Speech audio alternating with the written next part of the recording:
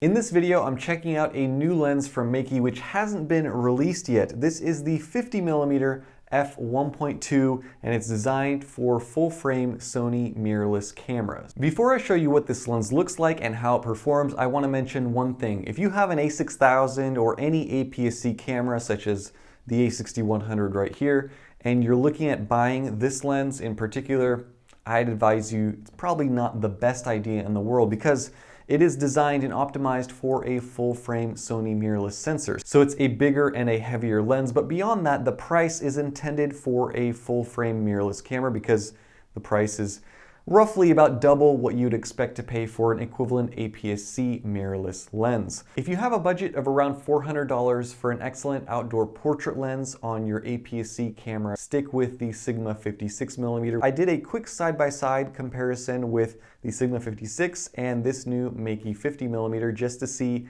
how these two lenses would perform on an APS-C camera body. The Sigma is far and away much sharper at f1.4. With the Sigma lens, you also get autofocus, better colors, I think. It's also a ton smaller and, in my opinion, one of the sharpest lenses you can get for an APS-C camera body. But let's take a look at this lens and see if it is worth it if you have a full-frame Sony camera. So here is the lens up close. It has a very nice semi-glossy finish to it. The whole thing is made out of metal and glass. It is very heavy. In fact, let me get my scale. It comes in at 614 grams. For reference, the Sigma 56, which again is a smaller lens, comes in at 276 grams. So the Meike 50 1.2 is a tank of a lens. It has a nice reddish stripe on the very top. With the light reflection, it almost looks pinkish in some lighting. The front lens element is huge. It's just a giant piece of glass.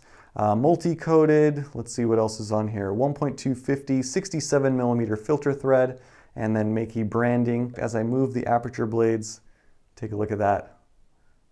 Pretty cool looking, very smooth.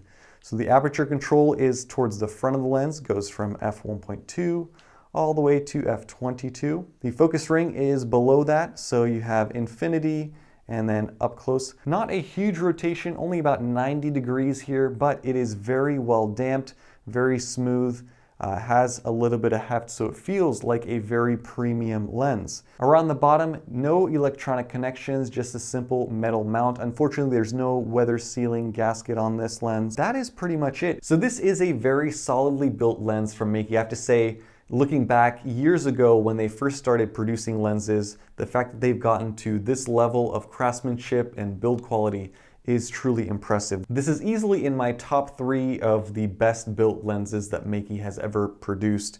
And as you put it on the camera, you can see that it is solid. I mean, the mount, everything, it feels great in the hand. Again, the rings are excellent, easy to use. So let's check out what this lens is capable of with these camera bodies. Now, half of these shots, actually the majority of them were probably taken with the Sony A9, and then about a third of them were taken with the Sony A7. Let's take a look at some samples.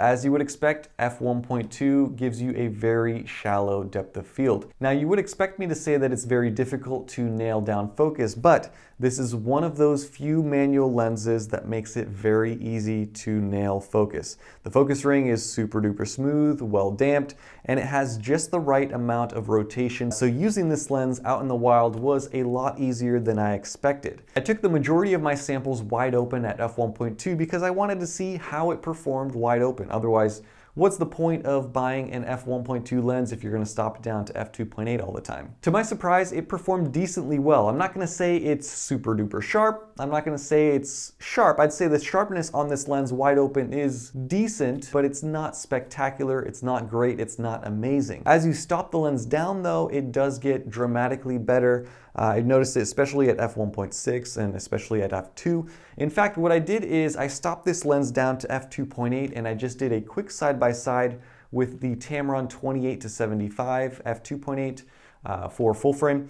And here are the comparison shots. So both of these done on my A9. And you can see that this Meike lens, in my opinion, is just a touch sharper. It also is letting in a little bit more light, even though it's at the same aperture of f2.8, which is surprising. So it does perform well stop down, but wide open. I just wish it was a little bit sharper because then it would truly be an impressive all-around lens. The bokeh with this lens is smooth and creamy and very pleasing to the eye in most cases. I saw a couple of instances of onion ring bokeh where you had a little bit of an outline, but it wasn't too bad. I found that it was a little bit interesting in how this lens shaped the bokeh because there was a little bit of that kind of circular bokeh effect, which I thought looked very good. Wide open at f1.2, if you shoot into a bright background, you do get quite noticeable chromatic aberration or purple fringing.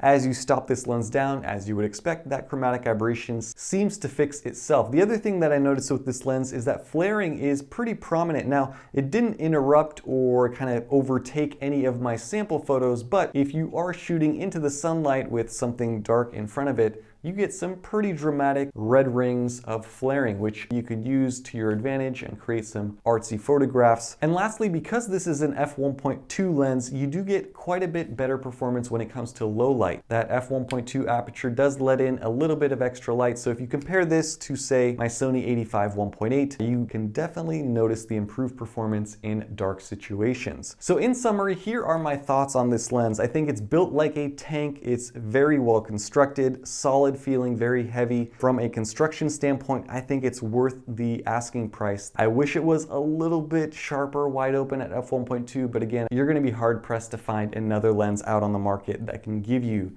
that super shallow depth of field and that amazing creamy bokeh. So there is some value to this lens, especially if you're looking to get something that can go down to f1.2. As always, if you guys are interested in checking out pricing on this lens and specs about it, I will leave links down below. Also, I believe that Meike is going to be providing me with some sort of discount code for you guys. So check that down below. I'm not sure how much that's going to take off of the price of this lens, but it might be like 20 bucks off or something like that. So definitely use the link down below if you guys are interested in purchasing it.